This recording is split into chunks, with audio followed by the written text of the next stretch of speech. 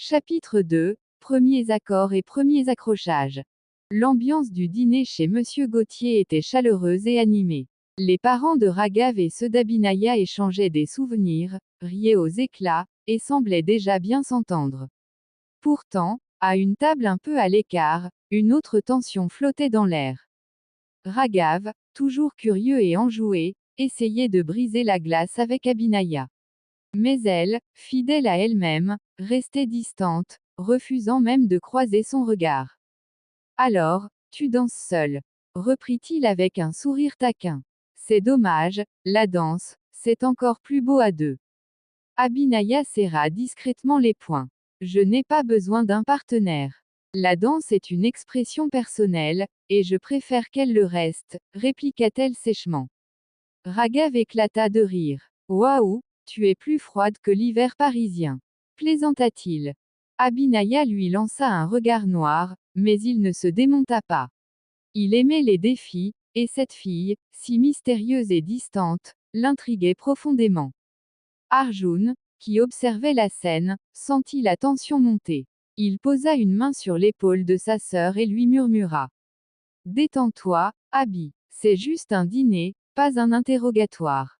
Elle soupira et se força à se concentrer sur son assiette, ignorant royalement Raghav.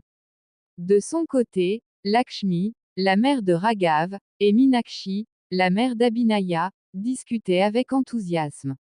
Nos enfants ont tellement en commun, s'exclama Lakshmi. Ils aiment tous les deux la danse. Oui, c'est vrai, admit Minakshi en jetant un regard furtif vers Abhinaya. Mais ma fille est très réservée. Oh, ne vous inquiétez pas. Raghav est persévérant. Il a un don pour amadouer les cœurs les plus durs, répondit Lakshmi avec un clin d'œil. Pendant ce temps, Navindran, le père de Raghav, et Venkatesh, le père d'Abhinaya, échangeaient sur leurs carrières respectives. Ils avaient des points communs et semblaient déjà bien s'entendre. Mais alors que la soirée se passait sans encombre, un incident vint rompre la tranquillité. Yuvan, un jeune homme au regard sombre et à l'attitude arrogante, fit son entrée. Il était l'un des investisseurs de Monsieur Gauthier et avait été invité à la soirée. Il balaya la pièce du regard avant de s'arrêter sur Abhinaya, un sourire suffisant aux lèvres. Tiens, Abhinaya. Toujours aussi glacial, lança-t-il d'un ton moqueur en s'approchant d'elle. Raghav observa la scène, intrigué. Qui était ce type, et pourquoi parlait-il à Abhinaya avec tant d'insolence?